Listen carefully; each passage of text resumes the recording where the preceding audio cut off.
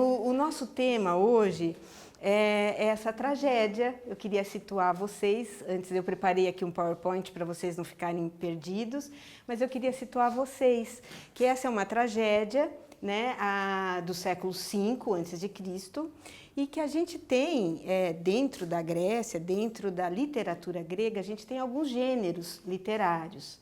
Então, por exemplo, a gente começa com o gênero épico, que todos vocês conhecem, porque é Homero, Hesíodo, Ilíada, Odisseia, né? Teogonia, os trabalhos. Aí a gente tem um outro gênero, que é chamado de lírica, que tem lírica coral, lírica monódica. E no século V, nasce na Grécia o teatro.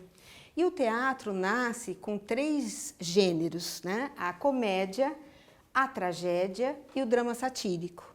E isso é, o teatro e as tragédias, que é o que nos interessa, são um fenômeno do século V, relacionado indissociavelmente com a democracia ateniense, tanto que não é à toa que o período áureo, né, do teatro grego e, portanto, da tragédia, vai desde que a Grécia ganha a guerra contra os persas, no começo do século V, 490, 480, e termina esse auge em 404, quando Atenas perde a guerra do Peloponeso.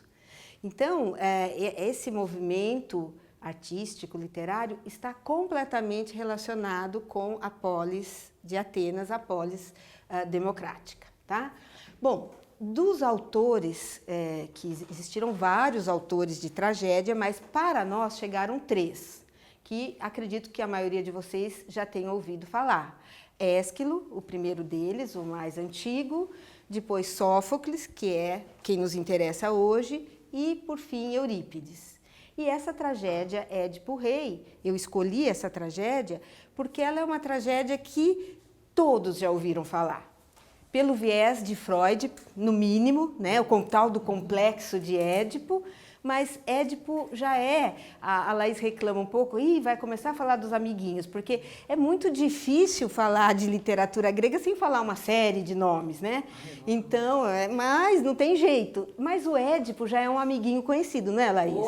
É praticamente íntimo, né? Então, é sobre essa tragédia que eu vou falar hoje. E eu pensei assim, eu pensei como ser mais eficiente nessa fala. Então, eu preparei um PowerPoint dando umas explicações assim de como é constituída uma tragédia, as partes da tragédia, e eu vou seguir com vocês parte por parte. Então, aqui, essa tragédia, né, de Sófocles, ela foi escrita, a data exata é impossível de saber, mas é entre 430 e 425 a.C. Essa é uma representação também muito conhecida, né, de uma cerâmica grega, onde a gente vê o Édipo conversando com a Esfinge, que é uma passagem muito conhecida e que está aqui nessa tragédia também. Vamos ver se funciona. Então, aqui eu coloquei essa maldição dos Labidácidas. Olha que nome bonito, hein? O que é isso? Tem 2 famílias míticas que dão motivo, oferecem enredo para várias tragédias das que chegaram até nós. Uma é essa, que é a família do Laio, que vai dar origem a Édipo, né? E que é chamado Maldição dos Labidácidas, porque realmente todo esse ramo, até os filhos de Édipo, que estão aí, Eteocles, Polinices, Antígona, Ismene, conhecem uma vivência, uma existência de grandes desafios e infortúnios, por isso a maldição. E aí eu quero até comentar com vocês que para os gregos era normal, assim, era comum a ideia de que um erro, e que em grego se diz hamartia, né, um erro trágico, ele poderia continuar nos descendentes daquele que cometeu o erro. Isso hoje, através da psicologia transgeracional e constelação familiar e essas coisas, isso parece, de alguma forma, ser resgatado, né? Então, tem temas familiares que acabam se repetindo, tá? E então, o que aconteceu aqui? Eu vou contar, antes de entrar na tragédia, qual é a origem disso. Bom, primeiro que A família descende lá da união de Áries e Afrodite, 2 deuses, né? Áries era o amante de Afrodite. Eles têm, entre outros filhos, Harmonia, é uma deusa que se casa com o mortal Cádmo. Aí, entre vários filhos que tem Cádmo, inclusive uma delas é a mãe de Dioniso, Semele, mas tem o Polidoro, que vai ter como filho Lábidaco e que vai ser pai de Laio, que vai dar origem a Édipo. Onde começa essa maldição? Laio, na casa de Laio, na casa, na verdade, de Lábidaco, eles hospedam um jovem chamado Crisipo. E Laio se apaixona por esse jovem e rapta. Aí vocês vão me perguntar, nossa, então por isso é porque havia homofobia? Não, não é esse o problema. É que existia, e isso era muito forte na Grécia, a ideia de que a hospitalidade era um valor sagrado. Sagrado e sobre os auspícios de Zeus, que tinha até um epíteto, Quissênios, que significa aquele que protege os que hospedam e os que são hospedados. Então, esse valor, sabe, de hospedar e ser hospedado, era algo que era protegido pelo próprio Zeus.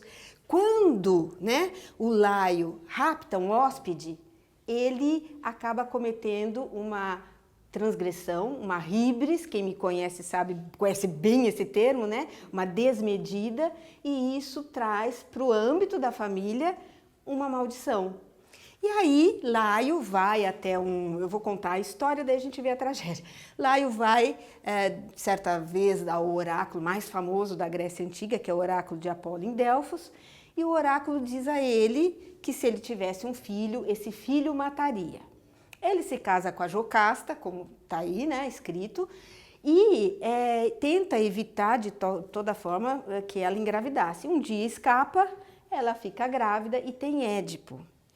Isso, tanto no mito até como na vida histórica cotidiana, era conhecido na Grécia Antiga. A ideia de que quando uma criança nascia com alguma maldição pesando sobre ela, com algum oráculo desfavorável, existia essa ideia de expor a criança. O que significa isso? A criança era deixada, abandonada à própria sorte, geralmente num monte. Essa criança provavelmente ia morrer ou de fome, ou ser comida por algum animal lá da montanha, etc. Mas não é o que acontece com Édipo. E querem saber outro personagem mítico que acontece a mesma coisa? Aquele príncipe troiano Paris, que também foi exposto, porque a mãe teve um pesadelo, que se ele vingasse seria a destruição de Troia, ele foi exposto. Mas assim como o Édipo, foi salvo por um pastor, ok? Bom, e aí, quando ele nasce, muito triste, assim, para a psicanálise isso é um prato cheio, porque ele é renegado, vai ser exposto e mais, os pés dele serão perfurados. E isso era uma forma, a representação dessa perfuração dos pés de Édipo, era uma forma como eles carregavam na antiguidade uma caça. Perfuravam os pezinhos, passava lá um fio e punha no ombro, né? E isso foi feito com Édipo. E daí eu vou mostrar para vocês, tem uma tela mostrando isso, mas daí vem a própria origem do nome do nosso personagem. Em grego, Édipo é oidipos. Oidipos vem do verbo oideo, que quer dizer inchar, e pus, que é pés. Então, etimologicamente, Édipo significa aquele que tem os pés inchados, por esse fato que eu acabei de contar.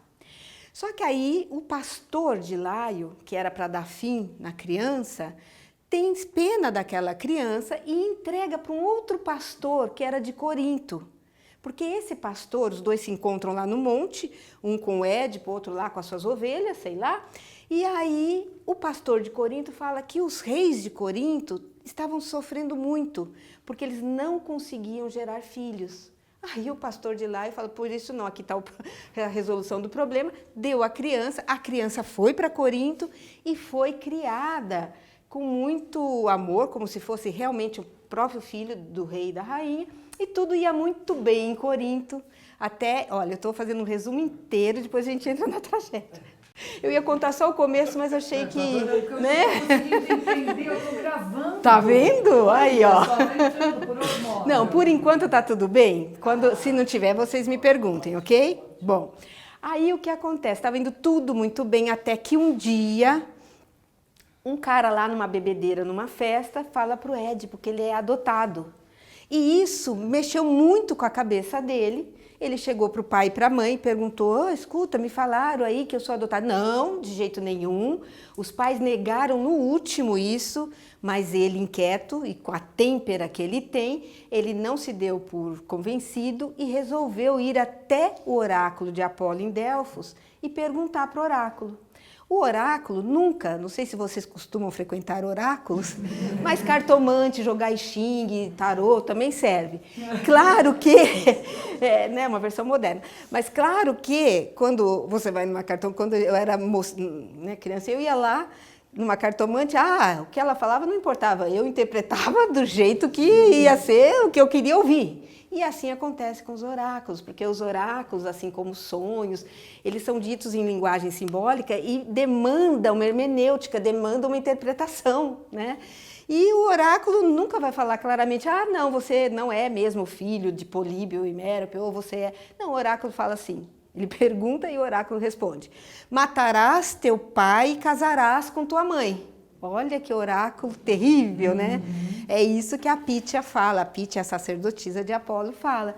Ele sai de Delfos, em vez de voltar para Corinto, ele toma a direção oposta para fugir do destino, porque ele devia ter perguntado, mas então ótimo, casarei com minha mãe, matarei meu pai, mas quem são meus pais, né? Quem são meus pais, minha mãe e meu pai? Não, ele não pergunta, então ele toma a atitude de ir numa outra direção, chega numa encruzilhada e encontra uma comitiva. Essa comitiva, composta por 5 pessoas, tinha lá uma pessoa mais velha, um senhor que tinha um cetro, etc. e tal, e nessa era uma passagem estreita. Um dos serviçais desse rei empurra o Édipo. E quando o Édipo fica bravo e vai passar de qualquer jeito, imagina que a têmpera desse herói também, ele não era uma doçura, né, de pessoa. Porque pensem comigo, se ele sai de um oráculo, o oráculo fala, matarás teu pai, ele mata o primeiro homem que ele encontra mais velho, não dá assim, né? Mas foi o que aconteceu, foi exatamente o que aconteceu. Ele, o velho, o Laio, que era o Laio, né, ele não sabia, ele pega o cetro e bate na cabeça de Édipo. Aí Édipo fica furioso e num ataque de fúria mata todos, sobra um, que foge. E esse um vai ser um personagem importante na nossa história. Na hora do vamos ver e dizer quem é quem, ele vai ser fundamental. Ok até aqui? Muito bem, aí ele se direciona para Tebas. E lá em Tebas estava acontecendo algo terrível. A famosa esfinge estava colocada, né, na entrada da cidade, colocando lá o seu enigma e dizendo, decifra-me ou devoro-te. E com isso ela já tinha devorado muitos tebanos, estava causando um problemão, e Édipo vai lá e ela pergunta qual é o animal. Vocês conhecem esse enigma, claro, né? Mas eu tenho que repetir. Qual é o animal que de manhã anda com 4 patas, na hora do almoço com 2 e à noite com 3? E Édipo fala, o homem. E aí a esfinge se mata, e como o rei havia morrido, havia lá um prêmio de que quem conseguisse finalmente vencer a esfinge se casaria com quem? Com a Jocasta, que é a rainha de Tebas, certo? E assim foi feito. Olha, tudo parecia ir muito bem, tanto que eles tiveram 4 filhos. Olha aqui o nome... não está aqui, peraí. Aqui. Ó, o Eteocles, o Polinices, nomes lindos para filhos, né? Quem não tiver... Antígona e Ismênia. Antígona deve ser muito conhecida de vocês também, porque tem uma tragédia também do Sófocles muito famosa, chamada Antígona, né? Então, eles tiveram tempo de ter 4 filhos. E tudo ia bem em Tebas, até que uma peste terrível começa a assolar a cidade. E é neste momento que a nossa tragédia começa, quando a peste se instala em Tebas. E aí o pessoal vai procurar Édipo, que anteriormente já havia salvado a cidade, e agora o povo quer que ele a salve novamente. E nesse ponto começa a tragédia. E aqui eu queria colocar algumas coisas. Alguns helenistas veem em Édipo a tragédia do destino, por excelência. É a tragédia que mais trabalha com a questão do destino. Mais ou menos, eu diria. Por quê? Sim, o Édipo mata o pai, se casa com a mãe, mas tudo que acontece na peça de Sófocles, do prólogo ao final, é pela livre escolha de Édipo, porque o oráculo só falou, matarás teu pai, casarás com a tua mãe. Não falou para ele investigar até o fundo quem era o assassino de Laio. Então, as atitudes que ele toma nessa tragédia faz parte do livre-arbítrio dele, ok? Então, vamos ver o que mais que nós temos aqui. Coloquei para vocês os personagens dessa tragédia. Quem são? O Édipo, né, que dispensa a apresentação, né, já contei quem é. Um sacerdote, eu coloquei os personagens na ordem que eles aparecem em cena, tá? Então, o sacerdote, quem é esse sacerdote? É um sacerdote de Zeus que vai liderar o pessoal de Tebas para ir pedir ajuda para o Édipo.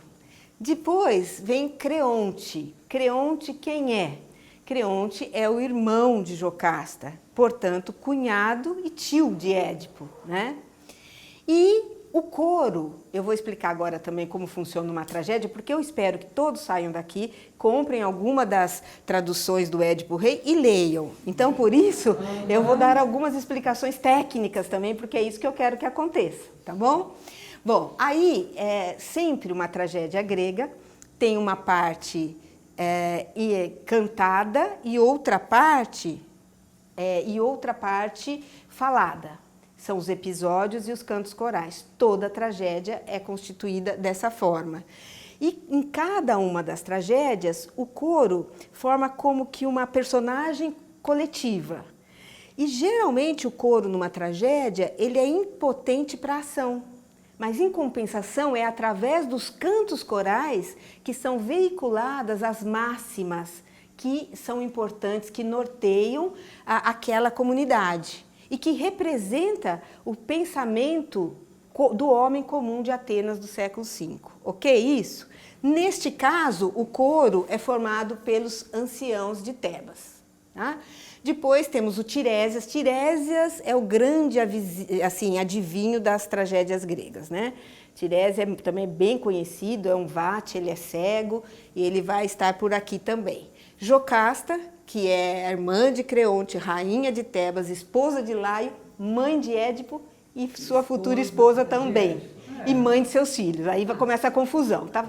Mas tudo bem, vocês estão acompanhando, não estão? Bom, aí temos também, vamos ter a figura de dois mensageiros. O primeiro mensageiro é um que vai chegar lá numa hora crucial da trama, que ele vem de Corinto para dar a notícia que o rei de Corinto havia morrido. Esse é o primeiro mensageiro. Tem o servo de Laio, que é aquele único sobrevivente da encruzilhada. E um segundo mensageiro, que ele vai ter um papel muito triste, que é narrar para a gente o que aconteceu dentro do palácio. A morte de Jocasta, estou dando spoiler, mas acho que não é tanto assim, porque todo mundo sabe que a Jocasta não resiste a tanta novidade, né? Então ela se suicida. Bom, e ele que vai contar como que Jocasta se suicidou e como o próprio Édipo furou os olhos, tá? E esses são os personagens da peça. Bom, isso aqui depois, isso está filmado, vocês vão assistir o filme, depois vocês tirem uma foto dessa tela, porque aqui eu quis dividir qual é a estrutura dessa tragédia, dizendo que parte corresponde a quais versos, para ficar mais fácil, tá? Então, assim, como que era uma tragédia? Como funcionava uma tragédia? Vou ser breve, espero. Bom, meia-noite. Alguém tem pressa de ir embora? Não. Então tá bom. Então a noite é uma criança, né? Depois a gente pede o vinho, vai servindo vinho, a coisa continua. Tá bom. Bom, então é assim, a estrutura da tragédia é assim, qualquer tragédia segue esse esquema. Primeiro, existe aquilo que se chama prólogo. No prólogo, um ou mais personagens acabam situando aqueles que vão assistir a tragédia, ou no nosso caso, que vão ler a tragédia, do que se trata aquele drama, né? Então, esse é o prólogo. Quando o prólogo acontece, eu não sei se vocês se lembram, se está assim no imaginário de vocês, um teatro grego.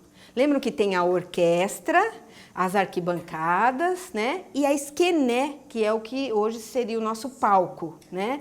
De onde vem a palavra cena, cenário, tudo mais. Então, o que acontece? Esse prólogo é falado na esquené. E quando ele é falado na esquené, o coro ainda não está na orquestra. Aí, o próximo passo da tragédia, que se chama párodo, corresponde ao primeiro canto coral de uma tragédia, que é o canto que o coro executa, cantando, dançando, para entrar, cada metade do coro de um lado, outra metade do outro do teatro, e eles entram e se colocam na orquestra, de onde não sairão por nada. Nunca o coro vai para a esquené e nunca os atores descem para a orquestra. Tá? Aliás, a posição geográfica do coro também é um indício de que ele não pode interferir na ação. Ok? Bom, aí a partir daí, né, prólogo, párodo, entrada do coro, vai ser uma sucessão de episódios, cantos corais, episódios, cantos corais. O número de episódios e cantos corais depende da tragédia, varia. Conforme a tragédia é um número, mas é sempre essa sessão, ó, essa situação. Ó, primeiro episódio e, a partir do segundo canto coral, ele sempre vai ter um nome técnico que vocês não precisam decorar, mas para que saibam, de estásimo. Então, assim, primeiro episódio, primeiro estásimo. Segundo episódio, segundo estásimo. Terceiro episódio, terceiro estásimo. Quarto episódio, quarto estásimo. Então, aqui a gente tem 4 duplas. E, por fim, o êxodo é a cena final da tragédia e que termina com o coro que havia entrado na orquestra saindo. Que eu acho fundamentais nessa tragédia, não vou trabalhar aqui, não é impossível, não dá tempo, é uma questão pessoal, eu vejo essa tragédia assim, que é um diálogo, a gente pode conversar isso na nossa discussão, mas é um diálogo que existe entre aquilo que o personagem trágico é, portanto, o seu ethos, o seu caráter, e aquilo que lhe acontece. Então, se há ou não, se o destino, a questão é, será que o destino é algo assim absolutamente transcendente, que não dialoga com a natureza daquele ser que recebe aquele acontecimento destinal? Ou o acontecimento, em alguma medida, dialoga e faz parte do ethos daquele personagem? Eu estou complicando, mas vocês estão entendendo? Juram pelos deuses? Então, existe um aforismo que eu não coloquei aqui, mas não resisto de falar, só para jogar assim, para vocês ficarem inquietos, que é um aforismo de um filósofo pré-socrático, que eu gosto muito, que se chama Heráclito. Ele diz em grego, porque tá fácil, então eu vou falar um pouco em grego, certo? Não, seus amigos. Não, mas é muito legal. Esse daí, quem já teve aula comigo sabe, decora esse, porque eu adoro falar desse aforismo, que é o seguinte, olha lá. Quer falar? Quer falar, Isabel? Ah, bem que eu gostaria. Meus alunos, assim, claro, como não. Mas olha que lindo, olha que sonoridade bonita. Ethos, antropoi, daimon. Não é bonito isso? Mesmo que a gente não entenda? Ethos, antropoi, daimon. O que é isso? São 3 palavras só. Ethos significa caráter, antropoi, de antropos, homem, né? Só que está num caso em grego, que é o dativo, que significa no que diz respeito ao homem, para o homem, né? E daimon. Daimon é uma palavra que ela é um termo genérico para divindade. Quando não se pode ou não se quer especificar de qual divindade está falando, se diz daimon. Mas como o uso desse termo, desde a época, desde a Ilíada até a tragédia, ele caminhou, ele foi mudando e ele foi tomando um caráter de, primeiro, divindade destinal, ou seja, aquela que preside o destino ou de uma pessoa, ou de uma comunidade, de uma família, e acaba por ser possível traduzir daimon por destino. Então, olha o que diz esse aforismo. O caráter é para o homem o seu destino. Só que nesse aforismo, tanto a palavra caráter quanto a palavra destino, está num caso grego que pode ser o sujeito. Então, ela pode ser lida daqui para cá e daqui para lá. Ou seja, o caráter é, no que diz respeito ao homem, o seu destino, ou o destino é para o homem o seu caráter. Então, essa é uma questão, eu coloquei assim, se esse Édipo me sai lá do oráculo, o oráculo diz que ele vai matar o pai, ele podia se conter um pouquinho, né, ser um pouco mais comedido e não matar o primeiro que encontrar, certo? Então, isso mostra que a têmpera de Édipo também não é aquela doçura, certo? E a outra, essa é uma questão pessoal que eu gosto de trabalhar. Depois, se vocês quiserem, tem lá um artigo que eu escrevi para a Sociedade de Porto Alegre, lá para a revista lá acho que é ID. Ah, não, acho que é de São Paulo, porque chama ID a revista. Acho que é de São Paulo. E que tem isso, Destino e Caráter no Édipo Rei de Sófocles. Eu posso mandar para a Laís, se vocês têm aqui, aí a Laís manda para todos. Só que você me cobra, que eu vou esquecer amanhã, né? Então, tá bom.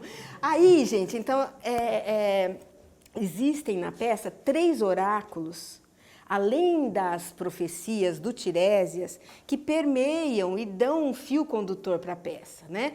O primeiro oráculo é um oráculo que acontece no tempo real da peça, que é o oráculo que Creonte, mandado por Édipo para Delfos, para saber, e afinal de contas, o que é essa peste, volta contando, certo? Esse é o primeiro. O segundo é um oráculo que, num determinado momento, vocês vão acompanhar comigo, Jocasta conta para Édipo, né, que Laio havia recebido, e dizendo que o filho de Laio o mataria, mas imagina só, ele foi morto numa encruzilhada por bandidos, né? É o que ela, por isso que a gente não deve levar a sério o oráculo. Vocês vão ver, ela fala mais ou menos isso, né?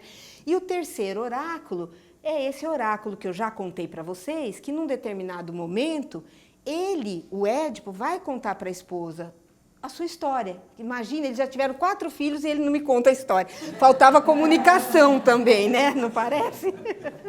Bom, e além do que, os vaticínios que Tiresias vai fazer logo no começo da tragédia. Mas o que está em jogo aqui, gente? É muito legal o que está em jogo aqui, que é uma contraposição entre o conhecimento humano, que por maior que seja, o Édipo é aquele que decifra enigmas, nunca vai conseguir fazer frente à onisciência divina, né? Então, é muito interessante como durante a peça alguns personagens, sobretudo Jocasta, o próprio Édipo, negam a veracidade dos oráculos, mas eles se cumprem, né? Então, quer dizer, por mais habilidoso que seja um humano imortal, a sua habilidade não chega aos pés da onisciência divina. Isso é uma das coisas que a tragédia trabalha. Então, é saber humano versus saber divino. O prólogo é o seguinte: é muito interessante como Sófocles constrói a tragédia, porque nesse prólogo, Édipo ele é exaltado ao máximo. E isso cumpre uma função também na estrutura dramática, porque ele começa, como diria meu avô, por cima da carne seca. Não sei se vocês conhecem essa expressão, mas ele começa assim muito, né? Os adjetivos usados para ele, que ele mesmo usa, ele se diz o kleinos Oidipus, quer dizer, o glorioso Édipo, porque ele tem muita moral, porque ele salvou a polis, né? E o jeito que o povo vem para falar com ele, vem coroado. E esse costume de ser coroado acontecia quando iam consultar os oráculos ou iam para uma festa religiosa, ou seja, está relacionado ao divino. Então, eles se paramentam como se fossem consultar um oráculo para pedir ajuda de Édipo, porque a peste está fazendo um estrago terrível em Tebas. E eles são conduzidos por um sacerdote de Zeus, tá? E aí, eu até coloquei algumas passagens que é dito sobre ele, né? E ele fala assim que ele já teve a ideia de mandar Creonte até o oráculo para perguntar, né, a Apolo, ao oráculo, o porquê da peste. E eles estão aguardando Creonte voltar, né? Quando Creonte chega, aqui já tem uma ironia trágica muito interessante, porque eu quero que vocês observem como o próprio personagem constrói a sua ruína. Ele mesmo, ele não precisava fazer o que fez, dizer o que disse. Outra coisa que não vai ser possível mostrar aqui, mas que eu acho assim, isso tecnicamente se chama ironia trágica mesmo, mas como as palavras ditas por Édipo, como ele, e eu arriscaria dizer que nós todos aqui, nem sempre a gente alcança a extensão dos significados das próprias palavras que dizemos. Então, isso na tragédia do Édipo é magistral. Leiam o texto e prestem atenção. Ele fala o que é, mas sem saber o que está falando direito, mas é aquilo que acontece, né? Então, a primeira armadilha que ele monta para ele mesmo é que quando Creonte chega, Creonte fala: olha, Édipo, você quer que eu fale na frente, faz de conta que eu sou o Creonte, né? Você é o Édipo, eu não quero ser o Édipo, e vocês são o povo que vieram aqui pedir ajuda para o Édipo, né? E eu pergunto, olha, cheguei sim do oráculo, tal, tenho que dizer, você quer que eu fale para todos ou vamos falar em particular?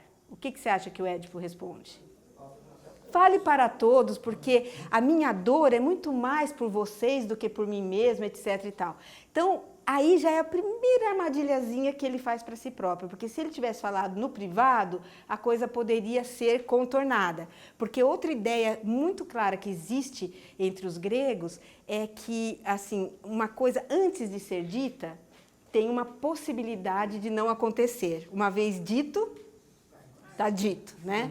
Bom, e aí, qual que é a resposta do oráculo? A peste que está acontecendo é porque a morte do rei não foi vingada. Então é preciso encontrar e expulsar ou matar, né, aqui de Tebas, o assassino de Laio. Então, o tema dessa tragédia é quem é o assassino de Laio. E eu diria que a maior riqueza dessa tragédia, que acontece com Édipo, e que eu acho que em alguma medida pode acontecer com todos nós, é que Édipo começa essa peça acreditando-se um, e ele vai se descobrir absolutamente outro. Isso, esse desconhecimento de si, e que ainda leva a situações funestas, eu acho que é um carro-chefe dessa tragédia, né? Então, ele diz, é preciso expulsar o miasma. Vamos ver o que vai acontecer com essa história. Porque a explicação que é dada para Édipo, que a confusão era tanta na época que o rei morreu, tinha lá uma esfinge que estava fazendo um estrago, que não houve espaço para que eles investigassem melhor a morte, né? E Édipo é muito interessante, porque ele diz assim, que ele vai lutar por Édipo, ainda não é nessa passagem, um pouquinho, eu acho que eu coloquei ela aí também, mas num determinado momento, primeiro ele diz, eu vou perseguir, eu vou descobrir, eu vou até o fim para saber quem é o assassino de Laio, porque quem fez isso para Laio, agora eu estou ocupando a posição de Laio, pode querer fazer para mim também. Só que aí ele usa, olha uma ironia atrás, eu gostaria de ter colocado todas, mas eu coloquei algumas, né? Então diz aqui, ó, pois o assassino de Laio pode querer atingi-lo, né? Atingir-me, né? No caso Édipo falando, com a mesma mão. E olha a ironia, ele não sabe, isso que eu estou dizendo, a impossibilidade de conhecer profundamente o significado das palavras, porque na verdade é o que vai acontecer. Ele foi o assassino de Laio e ele vai cegar a si próprio. Olha que bonito, não é lindo isso? Não é emocionante? Bom, aí vem o párodo, que agora vocês já sabem muito bem que o párodo é a entrada do coro em cena para ficar na orquestra, né? E, assim, resumindo, né, esse párodo, esse canto coral, o coro canta todas as mazelas que estão acontecendo em Tebas, nada progride, a terra não produz frutos, as mulheres grávidas não chegam a dar à luz, as crianças morrem antes de nascer, enfim, tudo é morte em Tebas. Os mortos estão na rua e contaminam os vivos, é uma situação de peste, né? E aqui eu coloquei, que pensem bem comigo, né? Peraí, vamos ver se eu consigo. Mas olha o que eu escrevi aqui, que o Édipo Rei, ele foi escrito entre 429 e 25, ou 430, depende do autor, né? E 25. E eu não sei se vocês se lembram, mas em 429, quando eu falo que a tragédia dialoga com aquele momento histórico em que ela foi concebida, em 429 estoura, na verdade em 430, uma peste terrível em Atenas. Peste que vai, inclusive, tirar a vida do grande estratego ateniense, que é o Péricles. Péricles morre em 429 por conta dessa peste. Então, claro que a gente não deixa de perguntar se não há eco nessa tragédia de Sófocles da peste que estava acontecendo em Atenas, ok? Bom, e aí, claro, ele vai invocar a ajuda de alguns deuses, e ele invoca a ajuda de Zeus, de Atena, Ártemis, Apolo e Dioniso. E aí vem o primeiro episódio. O primeiro episódio, Édipo vai aparecer como uma espécie de detetive, né? Ele está, assim, investigando mesmo e profundamente quem é o assassino de Laio. Então ele diz o seguinte, faz de conta agora que eu sou Édipo, vocês, o povo de Tebas. Ó povo de Tebas, é o seguinte, se alguém aqui sabe quem é o assassino, que fale, porque será altamente recompensado. Se alguém aqui está implicado no crime, fale também, porque não vai ser, a única pena que você sofrerá, né, será o exílio e não a morte. Agora, se alguém aqui sabe e não falar, esse eu amaldiçoo, etc e tal. E amaldiçoa, aí vem a segunda ironia profunda e trágica. Ele amaldiçoa o assassino de Laio. Ele próprio amaldiçoou sem saber que ele é o assassino. Por isso que é cuidado como a gente julga os outros, né? Deseja as coisas, que a gente nunca sabe como isso pode voltar. A tragédia tem muita coisa prática para ensinar, sabe? Mas não é o caso agora. Mas então... Não, mas vocês entenderam essa ideia? A ironia trágica que tem aqui? Ele não precisava falar tudo aquilo. E ele, se vocês lerem o texto, ele vai fundo na maldição que ele faz para o assassino. E fala, olha, nem, vocês todos estão proibidos de receber este ser na casa de vocês, porque senão vocês também serão expulsos. Quer dizer, ele fecha todas as portas e possibilidades para ele próprio, ok? Bom, aí ele diz, aqui tem uma ironia trágica maravilhosa, que é o seguinte, ele fala que combaterá por Laio como se ele fosse seu pai. Olha só, e olha aquilo, ele fala o que é, mas não sabe o que está falando. E tem mais um detalhe, eu coloquei aqui aquela árvore genealógica dele no começo, porque o texto nesse momento cita, né? Agenor, Cádmo, Polidório, Labdaco, Laio, Édipo.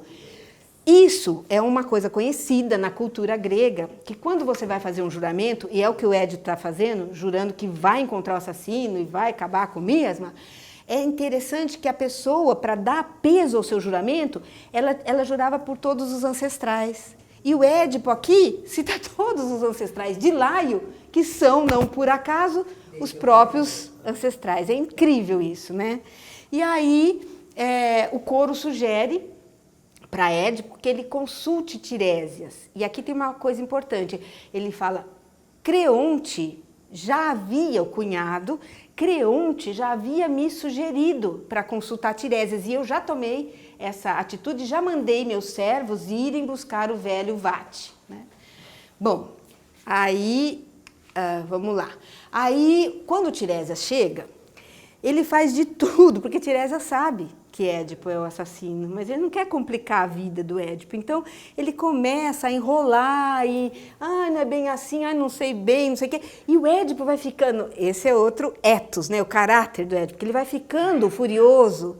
E aqui tem uma outra coisa muito interessante, a precipitação com que a gente se enfurece e toma atitudes nesse estado. Porque ele começa a dizer, ele já, quando o Tiresias não quer dizer quem foi, ele fala, já sei, você não quer dizer? Porque você arquitetou o plano. Não matou porque é cego, porque é velho, não sei o quê, mas você deve ter arquitetado o plano. E tem mais, na hora ele fala, e você está de concluo com Creonte, porque não é à toa que Creonte que me mandou te buscar, vocês querem tomar o meu poder. Olha só, tá certo que ele decifrou a esfinge, mas olha como ele se permite ir longe nas suas deduções, né? Então, deixa eu ver. E aqui tem tudo que eu coloquei em amarelo são, assim, os questionamentos do saber divino, ou seja, através dos oráculos ou de outras situações. Então, o que acontece? Num determinado momento, quando ele é muito apertado, ele fala, tá bom, tu és o assassino que procuras. Tiresias falou. Por isso que ele não tem dúvidas que Creonte e ele estão assim para tirar o poder dele, né? E aí ele fala assim, mas escuta só, você não é o adivinho? Tem até lógica isso que o Édipo fala. Por que você não decifrou o enigma da esfinge?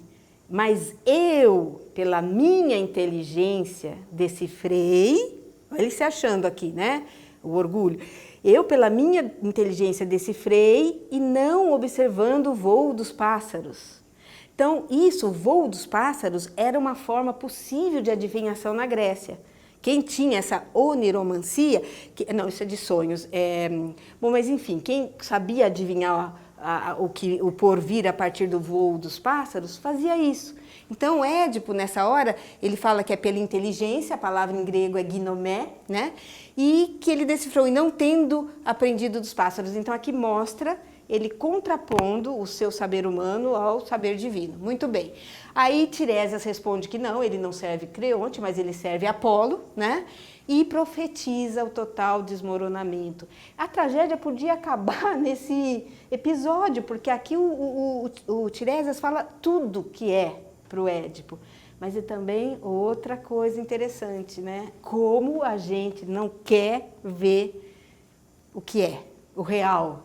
Daí, num determinado momento, ele falou assim, e você pode falar o que quiser para mim, porque você nem sequer vê, né? Você nem sequer vê. E, então, você não pode ter um conhecimento maior do que o meu, e papapá. Daí ele fala assim, você está menosprezando o meu saber, mas os seus pais não.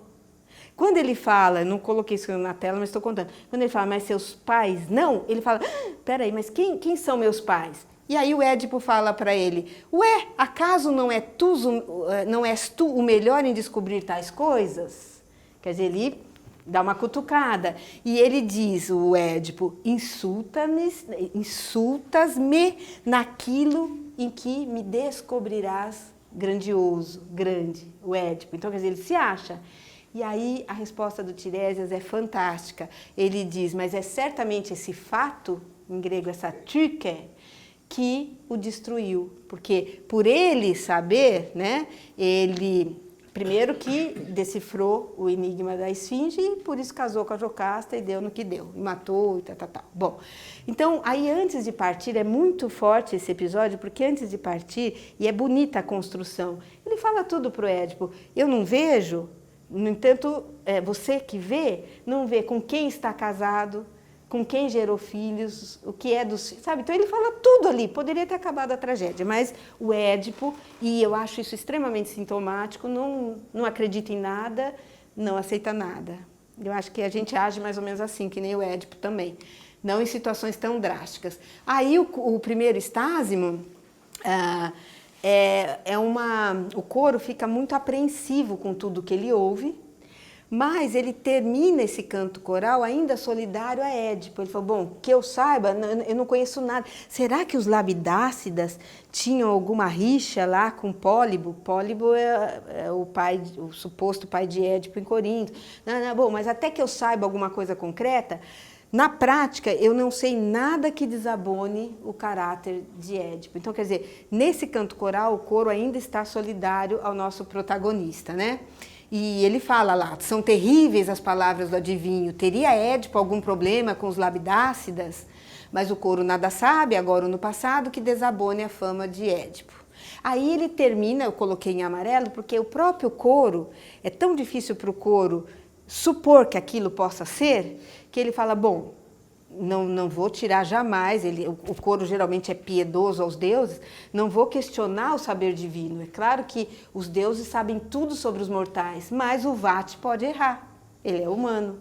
Então o coro resolve lá momentaneamente o problema dessa forma. Bom, aí entra em cena Creonte, porque Creonte chega, ouviu dizer que Édipo está falando barbaridade sobre ele e ele chega para saber o que acontece, né? E aí o Édipo vai acusá-lo de ter feito um complô com Tiresias, porque ele pergunta, escuta, na época Tiresias me falou que era eu que tinha matado Laio, aí o Creonte responde, não que eu tenha ouvido. Então por que ele veio falar só agora? Então só pode ser todos os indícios Édipo ia reunindo para acreditar que os dois eram culpados de um complô e não que o Tiresias tenha falado a verdade. Deixa eu ver se tem mais alguma coisa. E aí o Creonte, ele vai justificar de uma forma que também aparece, por exemplo, no Hipólito de Eurípides, dizendo o seguinte, é muito melhor ser amigo do rei do que rei, né? Porque ele pergunta assim, mas escuta, você não é casado com a minha irmã? Sou. E você não faz tudo que a minha irmã quer? Faço. E eu não sou o terceiro nessa situação porque eu sou seu cunhado? É. Então eu vou dizer, as pessoas aqui de Tebas, quando precisam alguma coisa de você, vêm falar comigo.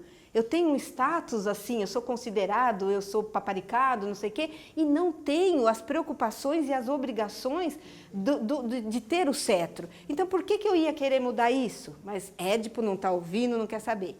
E aí, eu acho tão bonitinho, fiz em casa, todo mundo decorar essa frase, meus filhos, só os netos, são muito pequenos ainda não. Mas eu acho tão bonito, né? Meus filhos, meu marido, todos falam essa frase, vou ensinar para vocês, que é muito linda.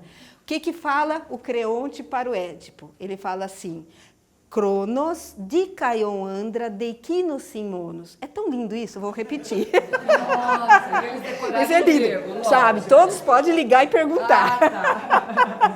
Mas é lindo isso, ó, gente, ó, vou repetir para ver se vocês entendem agora, tá? Cronos dikaion andra deikinos simonos. Que significa? Cronos é o quê? O tempo, né? Só o tempo revela o homem justo. Nós vamos ficar em português. É melhor, né? Tá bom, não vai cair na prova, não vai. Por enquanto não, por enquanto não. Bom, e aí, olha lá, só o tempo revela o homem justo. Em português eu coloquei lá, tá? Então, Aí, olha só, o coro, que sempre faz uma intervenção assim preciosa, né? Ele nessa hora, porque o que o Creonte fala? O que? Você vai me exilar? Sabe o que o Édipo responde? Não, eu quero a sua morte. Olha como estava o Édipo, né? Aí o coro fala para o Édipo, olha, pensar com tanta rapidez nunca leva a boas coisas, mas o Édipo não quer saber. E aí Creonte, gente, faz um juramento. Isso é muito sério, a partir do momento... Hoje não vale muita coisa o juramento, mas naquela época, quando você fazia um juramento, isso daí era definitivo. E nem o Creonte dizendo que ele queria ser a pior das pessoas, viver exilado, não ter nada, não onde dormir, nada, caso uma parte mínima do que Édipo estivesse falando sobre ele fosse verdade. Mas Édipo não reconhece, só que quando ele está no momento já de querer decretar a morte de Creonte, entra quem em cena? Jocasta. Exatamente. E aí a Jocasta fala, dá um puxão como mãe, né? Como mãe, ela dá um belo puxão de orelha nos dois, fala, mas que vergonha, vocês aí com questões, quando a polis perece, vocês aí com questões, né? Bom, aí o Édipo, devido à intervenção de Jocasta e do coro, deixa o Creonte sair, mas não é que ele acreditou. Ele fala, onde você for, meu ódio te acompanhará. Eu estou fazendo isso pelo coro, porque são anciãos, pelo respeito ao coro, mas meu ódio vai te acompanhar. Bom, aí o Édipo, daí a Jocasta fala assim, mas escuta, afinal de contas, o que aconteceu? Qual é o problema? E ele conta tudo. Ele conta que eles estavam em concluio, porque o Vate, né, o adivinho, disse que ele havia matado Laio, ele era o assassino de Laio. Aí a Jocasta fala, mas que bobagem, você está preocupado por isso, olha só. Não, a arte da profecia não interfere nas questões humanas. Sabe por quê? Porque quando, né, a gente era jovem, Laio recebeu um oráculo que ele ia ser morto pelo filho. E, na verdade, ele foi morto lá por ladrões em tal lugar, numa encruzilhada assim, assado. Aí a coisa pegou, ele ficou assim transtornado, porque ele falou, nossa, foi no mesmo lugar que eu matei alguém ali, não sei. E ele vai investigar melhor aonde foi exatamente, né, que esse negócio aconteceu. Aí ela vai explicar que o Laio tombou na encruzilhada, exatamente ela descreve o local onde Édipo havia matado aquele senhor, né? E aí ela falou, e como era o Laio? O Édipo pergunta, as feições dele eram muito semelhantes às suas. Gente, só não entende quem não quer, né? E o Édipo ouvindo aquilo lá, ó, tá vendo? Ó? Seus traços assemelhavam seus de Édipo. Aí ele conta que a escolta do rei, aqui que a gente fica sabendo, na verdade, na peça, tinha 5 pessoas, o único sobrevivente, olha só, porque ela fala assim, não, sobrou um. E ele fala, muito bem, então vamos chamar, onde que está esse um? Né, o servo. Ela falou, então, pois é, quando ele viu que você estava reinando em Tebas, ele pediu para ser afastado para o campo. Sim. E mesmo assim não caiu a ficha ainda, né? Isso porque ele é o grande decifrador de enigmas, né? Bom, para vocês verem que interessante, quando a coisa é com a gente, a nossa competência de cegueira não tem limite, né? Então aí, só nesse momento que ele vai contar aquela história que eu já contei para vocês, e vou pular, porque eu já contei. Que ele estava, uma pessoa bêbada falou que ele foi lá, e que aí ele matou uma pessoa ali naquela encruzilhada. Então veja só. Aí, nesse momento, como eu escrevi aqui, o Édipo ele já cogita ter matado Laio, mas em hipótese alguma ele ainda cogita que ele seria o filho de Laio, né? E, bom, e aí, né, mas ele tem medo, tanto que ele tem medo de ir para Corinto e acabar matando o pai e se casando com a mãe e tal. E a esperança dele é chamar essa pessoa que foi mandada para o campo para que ele venha e será que ele vai sustentar a versão de Jocasta de que bandidos, ladrões mataram Laio? Porque ele era um só. E se o servo que estava ali presente sustentar essa versão, não fui eu. Então, a esperança dele reside em trazer esse servo de volta, né?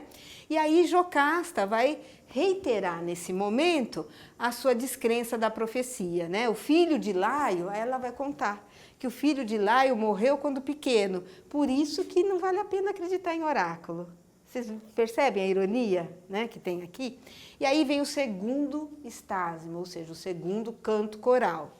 Aí o coro, o que acontece? O coro, lembram que no primeiro canto, né, na verdade o Párodo, quando ele entra, ele vai narrar a situação de Tebas. O segundo canto, ele fica preocupado com a fala, né, do Tiresias, mas ele diz que não sabe nada agora, nem no passado, que desabone o Édipo. Nessa, ele já vai pedir para que os oráculos se cumpram. Porque se os oráculos não se cumprirem, como fica a ordem divina? Como fica, né, a crença nos deuses? Ele até diz, para que eu vou me colocar em coro? Porque os coros, na prática, existiam para cantar em devoção aos deuses. Então, ele até se coloca dessa forma, né? Então, faz uma prece, daí ele faz uma prece para que o destino, a moira, lhe conceda ser sempre de acordo com as leis sagradas, no dizer e no agir, etc. E termina por dizer que a híbris, essa palavra aí, né, a desmedida, é algo que gera uma tirania, no caso ali o Édipo, né, ele está olhando para o Édipo, e quando essa híbris vai se inflando, aí ela despenca no abismo da Ananke, da necessidade, e aí é a tragédia, não tem mais conserto. Então, esse canto é bastante significativo. Tudo bem, gente, até aqui? Então, vamos lá para o terceiro. Bom, esse terceiro episódio, super importante, começa com Jocasta indo até o templo de Apolo, levando oferendas e explicando para o coro que ela está fazendo isso porque Édipo está muito atormentado, ele já não consegue pensar com clareza, ele está muito triste, então ela estava levando oferendas para Apolo. Quando ela está lá, chega o mensageiro de Corinto. Alguém sabe, fala com o coro, onde seria o palácio de Édipo, a casa de Édipo? Olha, sim, é ali e tal, mas a esposa dele e mãe de seus filhos, é muito interessante que esposa e mãe, no verso grego, estão juntos, então também tem uma ironia nessa construção. A esposa e mãe de seus filhos está ali. Aí vem o mensageiro e fala com Jocasta. Olha, vim de Corinto trazer uma notícia que pode ser boa, mas pode ser ruim. É ruim porque o Édipo vai perder alguém querido, mas é boa porque agora eu vim informar que ele é o novo rei de Corinto também. É claro, se ele é filho, único filho lá, morreu o rei, ele será rei. Ela fica assim, felicíssima, e fala, manda correndo, vamos chamar o Édipo lá, né? E aí, é claro que ela vai falar, tá vendo, Édipo, eu não disse que é uma bobagem pensar esse negócio de oráculo, porque seu pai morreu e nem foi você que matou. Olha que lindo, né? Então, vamos ver lá. Chega o mensageiro e diz que Políbio morrera. Políbio, às vezes, aparece, conforme a tradução, em Pólibo. Pólibo é a transliteração do nome em grego. Então, sei lá, por exemplo, o Torrano fala Pólibo, o Trajano fala Políbio, mas é o mesmo personagem, não fiquem aflitos. Amigos íntimo de Laís. Bom, aí a Jocasta apressa-se a avisar o marido e interpreta a morte de Políbio como a negação das palavras de Apolo. Claro, né? Édipo, outrora com medo, fugia para não matar esse homem, que agora, pela sorte, pereceu, não por ele. esse eu aí sou eu. Mas quer dizer que eu sempre coloco, quando a tradução é de alguém, eu coloco o nome. Como sou eu fiz eu, entendeu?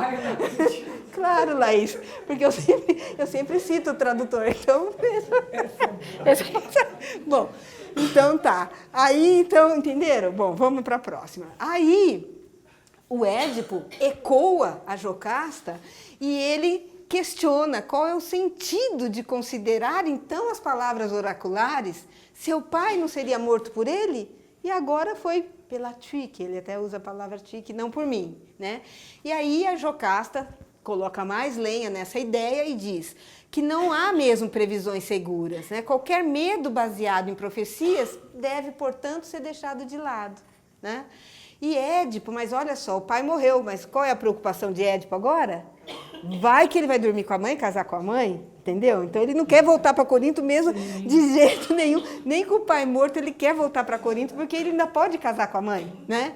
Então veja também, Suzana, por exemplo, que essa leitura do Freud, genial, mudou, assim, mas é diferente, porque nunca houve, pelo menos consciente, pelo contrário, ele fez de tudo para fugir dessa ideia, não que ele quisesse dormir com a mãe, né? Bom, então aí, ó, bom, Édipo ainda receia dormir com a mãe e cumprir a segunda parte do oráculo. Agora vejam o que diz Jocasta, que é interessante, né? Não te amedronte o enlace, não sei se vocês conhecem essa passagem, mas essa passagem é bem interessante. Não te amedronte o enlace com tua mãe, pois muitos já dormiram com a mãe em sonhos. Vou explicar o que é isso. Quem é um fato assim igual a nada, faz sua vida bem mais fácil. Tradução do Trajano, tá vendo? Trajano. Entendeu? Bom, olha só, do que ela está falando aqui? É muito interessante, vou contar para vocês. Existe, quando ela cita, quer dizer, não é certeza absoluta, mas eu imagino que Sófocles coloca isso na peça, porque ele está ecoando uma passagem em Heródoto que conta algo histórico que aconteceu em Atenas. Não sei se vocês se lembram, mas teve uma época histórica em Atenas que teve uma tirania, a tirania de Pisístrato. E ele teve 2 filhos, Hípias e Hiparco. Hiparco foi assassinado lá por uma história, e o Hípias, quando foi destronado lá, foi tirado da Acrópole, ele fugiu para os persas. Isso está em Heródoto, é a história. Ele fugiu lá para o reino dos persas para pedir ajuda, para voltar com o exército persa, para conseguir retomar o poder em Atenas. Não sei se vocês já ouviram falar disso. Porém, no meio, quem conta isso é Heródoto, no meio, quando ele está vindo, ele dorme e sonha que está dormindo, transando com a própria mãe. E ele acorda felicíssimo, porque é o seguinte: existia a ideia de que a mãe, quando você sonha, a mãe também representa a terra-mãe.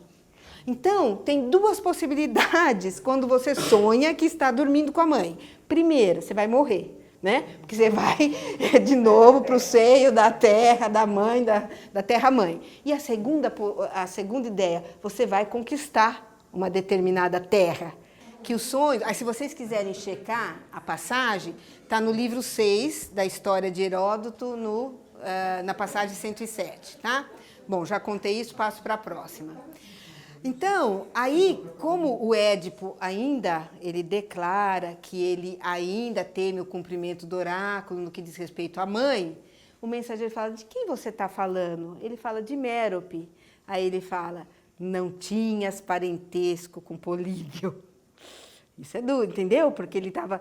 Imagina, pode voltar à vontade que ela não é sua mãe, né? E aí o Édipo começa. Aí existe nessa peça, não sei se vocês já ouviram falar, Aristóteles tem uma obra que se chama Poética, onde ele discute, né, o gênero trágico. E ele fala que uma tragédia vai ser mais excelente na medida em que a trama seja complexa, que exista a ideia da peripécia e do reconhecimento. O que é a peripécia? É a mudança de uma situação no seu contrário. E aí o reconhecimento por parte do personagem trágico de algo que lhe escapava até então completamente. Então, e que a tragédia vai ser mais fantástica ainda quando o momento da peripécia coincide com o momento do reconhecimento, que é o que vai acontecer nessa passagem do Édipo, porque daí ele começa a falar, né? Mas escuta, como assim? Então eu não sou filho de ninguém? É interessante. Ele falou, não meu, não é meu, nem de ninguém. E ele vai investigando, aí tem o que em grego se chama esticometia, que é cada um falando um verso, um diálogo rápido entre os dois, e aí a verdade vai ficando cada vez mais difícil de ser negada por Édipo, tá? Então vamos acompanhar um pouquinho. Aí então, ele conta que foi ele que entregou Édipo aos reis de Corinto. E ele diz que, ele falou, mas como? Você me achou na rua, me achou aonde, o que aconteceu? Ele fala, não, quem me entregou, você, foi um pastor de Laio, e que é justamente o servo que Jocasta mandou buscar, né? E aí ele vai contar aquela questão dos pés perfurados, que eu já contei, e que fora ele que soltara os pés de Édipo. Ai, que judiação essa criança, né? E aí que eu coloquei aqui em vermelho para vocês acompanharem, oidipus, oideo, o verbo inchar, mas pus, que significa pés, e daí pés inchados, ok? Bom, aí a Jocasta já caiu imediatamente a ficha, claro, a mulher entende... Desculpem os homens, mas é fato, aqui nessa tragédia é um fato irrefutável, que a Jocasta, ó, na hora caiu a ficha, ele ainda vai demorar, vocês vão perceber. Ai meu Deus, falei, vocês ficaram contrariados com a minha declaração? Nada que um vinho não faça esquecer. Então, voltando, né? Então, aí a Jocasta já começa a desconversar, para com isso. Na verdade, 3 pessoas durante a trama vão pedir insistentemente para que Édipo pare a sua busca. Primeiro é o próprio Tiresias, né? Agora vai ser Jocasta, ela implora para que ele pare com a busca. E por fim vai ser o próprio servo que vai chegar, né? Mas ele, como um bom herói sofocliano, isso é uma característica dos heróis de Sófocles, eles não transigem. O que significa isso? Eles vão às últimas consequências, mesmo que essas últimas consequências sejam a morte, enfim, o que for, mas eles não mudam, eles não transigem, não tem jogo de cintura nenhuma, não é? Nenhum. Bom, aí o que acontece, né? Ela tenta desconversar, mas ele responde ser impossível não querer elucidar sua origem. A rainha implora para que ele encerre a busca, diz, pelos deuses, prostonteon, se tem valor a tua vida, imploro, basta o meu sofrer. Por que ela diz basta o meu sofrer? Porque ela já entendeu tudo, ela já sabe, né? Aí ela sai de cena, o coro ainda fala, olha, não gostei do jeito que ela saiu de cena, pode ser que algo mal, algo ruim aconteça. E, de fato, ela sai de cena para a morte. Não dá para sustentar, né? Haja terapia. Talvez tivesse lá muita terapia, a Jocasta conseguisse sobreviver, mas no caso não tinha. Não. Só o Tiresias, que era vidente e não falava coisas boas, então não sei, né? Bom, e aí, e o Édipo, como que o Édipo interpreta? Aí, ó, tá vendo? Eu tô falando com base na tragédia, não é nada pessoal. Mas como que o Édipo interpreta? Ai, olha só como ela é orgulhosa, ela tá preocupada que eu seja de baixa estirpe, e isso vai diminuí-la na qualidade de minha esposa. Deduziu errado ou não deduziu?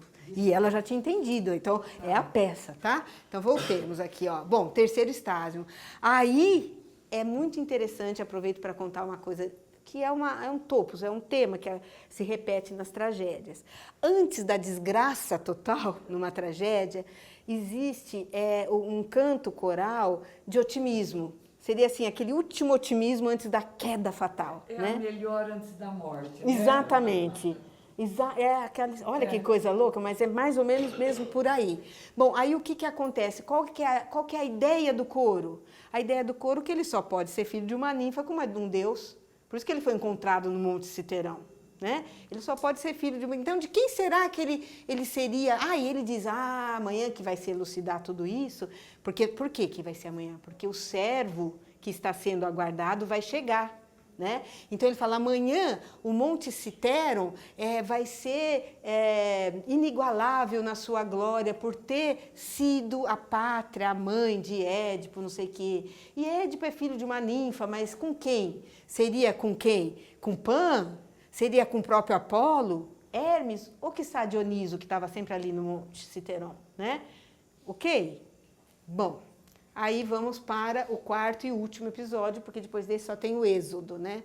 Aí esse episódio é terrível, porque aí vai ser a confrontação entre o pastor que chegou do campo e o mensageiro que veio de Corinto. Coitado desse pastor, a hora que vê a situação armada, é pior que Tirésias, porque ele faz de tudo, assim, ele se dá uma de desentendido, ele não quer revelar o que ele sabe, né? Tanto que é por isso que ele fugiu dali.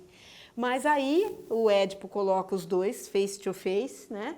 E para fazer a cariação, e ele é muito pressionado e acaba por revelar. E olha só, eu achei, até coloquei no verso 1169, o servo diz, oi, moi, moi. Oi, moi, moi é uma expressão de lamento profundo, né? Estou diante do pavor de dizer. E veja Édipo, que forte ele responde, e eu de ouvir, todavia tenho de ouvir. Então tem uma dignidade trágica nesse personagem, né? Aí o servo disse que o menino era, sim, filho de Laio, e que Jocasta, olha que terrível, gente, isso daqui dá uma coisa de psicanálise que não é bem o complexo de Édipo, mas olha o que está em cena, porque ele diz assim que a própria mãe que entregou o filho para ele, e aí o Édipo ainda pergunta, para quê? Para ser exterminado. Olha que terrível isso, como é que esse pode ser normal, esse coitado, não é? Difícil, né? Então, é isso. Olha aí, daí o Édipo exclama, mísera mãe, por fim, finalmente, Édipo tudo compreende e já declara que vê a luz pela última vez. Né? Oi. Bom, aí no quarto estásimo, aí é um canto muito interessante, um canto, se o outro canto foi otimista, que Édipo era filho de Quirrideus, papapá, esse é um canto muito sofrido do coro, né? Porque ele vai refletir sobre a nulidade da existência humana. Então, ele foca nesse canto coral assim, o que em grego a gente chamaria de instabilidade da psyche, da sorte na vida humana. Então, não é porque hoje estamos todos felizes, todos bem, que amanhã assim estaremos. Não há nenhuma garantia, né? O imponderável permeia a nossa vida e a gente nunca sabe o que vai acontecer. E então ele fala assim, olha, porque quem já recebeu um bem que não fosse destinado a desaparecer? Que é a própria vida, né? Esse é um canto bem forte. Aí ele faz uma comparação, né, que Édipo conseguiu a completa felicidade, porque ele era, nossa, amado, né? Ele casou com a rainha, do nada virou rei, teve 4 filhos, era amadíssimo pelo povo de Tebas, e veja agora, né, como ele se encontra, né? Ele reinou, foi aclamado por todos e reinou na cidade magnífica. Mas agora, quem seria mais infeliz do que ele? Quem teria sofrido transtornos tão selvagens pelo revés da vida? Como Édipo pôde, o coro se pergunta, por tanto tempo estar em núpcias com a própria mãe? Olha, são coisas densas, né? E para daí ele dá uma conclusão nesse canto dizendo que para a infelicidade do rei, a visão onisciente de Cronos, o tal do Cronos da frase, né, do tempo, o descobriu. Então também essa é uma ideia que perpassa toda a literatura grega, que o tempo tudo revela, é uma questão de tempo, né? E daí o coro termina dizendo que gostaria de jamais ter visto Édipo, mas a partir do momento que ele declara isso, ele fala, não é bem assim, porque durante um tempo foi graças ao Édipo que eu pude dormir, porque ele venceu a esfinge. Então, nada não se dá para fechar numa posição, né? Tudo tem a sua relatividade. E aí o Êxodo, né? Quando parece que a desgraça é pouca, ainda chega o segundo mensageiro, naquele personagem que eu falei, para contar o que tinha acontecido dentro do palácio. E aqui também aproveito para contar para vocês que era uma convenção do gênero trágico que nunca era mostrado no palco a morte, o assassinato de alguém. A gente não vê Medeia matando os filhos, a gente não vê o Héracles matando os filhos e a gente não vê Jocasta, né, se enforcando e nem o Édipo furando os olhos. Então, tem a figura do mensageiro que cumpre essa função, que é contar para nós que não estávamos lá o que aconteceu. E o mensageiro fala, olha, eu trago mais desgraças, muita tristeza, sofrimento e dor para aqueles que ainda gostam, que têm algum laço de sentimento com os labidácidas.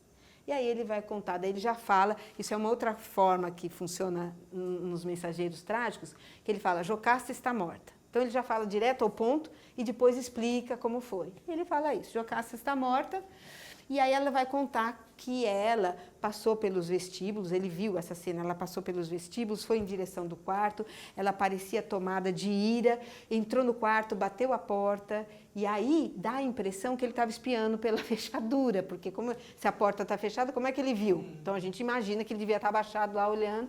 E aí é interessante porque, quer ver como eu falei? Isso está no texto, né? Pranteia. Ela vai arrancando os cabelos com as próprias mãos. Essa é uma atitude que era comum de acontecer em funerais. Era uma forma de se prantear o morto, arrancar cabelos, né? Então ela já está arrancando os cabelos lá e vai prantear o leito onde gerou o marido do filho. Pranteia o leito onde gerou do marido o marido, certo? Gerou de Laio o Édipo, e do filho, filhos. É terrível essa situação, não sei que situação podia ser mais terrível, né? Nesse momento, quando ela está assim, Édipo chega aos gritos, arromba a porta e entra, deixando que o mensageiro veja a rainha que está enforcada. Essa é a morte mais comum feminina numa tragédia, é se enforcar, mas existe outras também. Bom, e aí, olha que a cena, é carregado de conotações simbólicas, a forma como ela se mata no leito, naquele tal. E o que o Édipo faz é muito interessante, porque ele solta a mãe.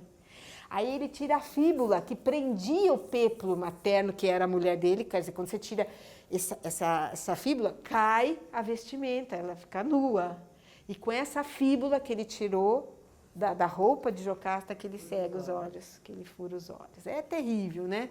E aí ele cega os próprios olhos com vários golpes, proclamando que não veria mais nem os males que sofria e nem os males que causara, né? Eu espero que na próxima vez que vocês me convidem eu venha contar uma comédia de Aristófanes para todo mundo ir embora feliz e eu não seja assim uma boca de Cassandra, né? De contar tudo isso. Bom, mas aí está terminando, aguentem mais 2 segundos. O Édipo, aparece a cena do Édipo, né? Entrando em cena, cego, saindo sangue por todo lado. E daí demonstrando, claro, um sofrimento atroz. E o coro lamenta, porque o coro vê nele o sofrimento mais horrível que alguém podia imaginar, né? E pergunta a ele que loucura, né? Que loucura o atingiu. Porque Édipo lhe causa arrepios. Só a visão, o coro, só a visão de Édipo causa arrepios no coro. E Édipo diz que antes tivesse morrido quem o salvara, né? Assim, muita dor teria sido evitada. E aí Édipo quer ser ocultado, né? Chega o Creonte, vai ter um diálogo entre ele e o Creonte. Édipo quer sair o quanto antes, ser exilado. O Creonte já dá uma bronca, porque existia essa ideia que o miasma, né? A mácula de alguém, era para ser compartilhada só com a família. E ele estava ali na luz do sol e o povo estava vendo ele. Então, a urgência de Creonte, agora como governante de Tebas, era logo levar Édipo para dentro do palácio. Mas aí a cena ainda se desenvolve, o auge já passou, mas tem a cena em que ele chama as meninas, né, Antígona e Ismene, pede para Creonte que enterre Jocasta com tudo que é necessário, e diz que os filhos homens dele, ele não o preocupam, porque sempre eles vão acabar se virando, mas as meninas ele tem preocupação. Quem vai querer casar com uma filha de Édipo? Quem casaria? Você casaria com a Antígona, por exemplo? Com a Antígona? O Ismene, talvez. Não é? Então, aí... A história de Antígona é bonita. Ah, sim, aí é outra tragédia, mas também morre Antígona. Mas é bonita. É linda, sim. Mas essa tragédia é belíssima. Vocês não acham? Sim. Muito linda. Ai, que bom que vocês acham. Bom, aí o Creonte, né, concorda com a ideia de Édipo, dele ser expulso, e eles entram no palácio. Então, a cena final é o coro, e é muito interessante o que Coro fala, né? Ele termina, esse fechamento do coro é assim, olhem, vejam como é instável a vida humana, como é estável a sorte na vida humana, né? Vejam Tebano, esse Édipo, né? O grande decifrador de enigmas. Ele que teve o bem da sorte, da Tyche, e a inveja de todos. Ele pergunta quem não invejou, e muito, a Édipo, né? E agora, né, sofre um desastre completo. Por tudo isso, que nenhum homem afirme que é feliz, até transpor, sem nunca ter sofrido, o umbral da morte. Então, isso é um topos que se repete na literatura grega. Isso está em Heródoto, lá numa história dele lá com o rei Creso da Lídia, essa ideia, não se pode dizer que alguém é feliz antes que ele tenha morrido sem sofrer algo muito complicado, né? Isso está no prólogo, que agora vocês sabem o que é prólogo, né? Da tragédia, de uma outra tragédia de Sófocles, chamada As Traquínias, quando a esposa de Héracles fala, nossa, eu fui tida, quando me falaram que eu ia casar com Héracles, eu fui tida por todos como uma bem-aventurança, e olha como eu estou agora, por isso que não se pode dizer que alguém é feliz antes que tenha morrido, tá? Então, as últimas palavras dele são, ó habitantes da pátria Tebas, vede este Édipo, que os célebres enigmas decifrou e era o homem mais poderoso. Quem dos cidadãos não invejava com ardor a sua sorte? A quão grande escarcéu de terrível desgraça chegou. Assim, um mortal, tendo em vista o último dia, não deve se achar feliz antes de atravessar o termo da vida sem nada doloroso sofrer. Eu. Obrigada.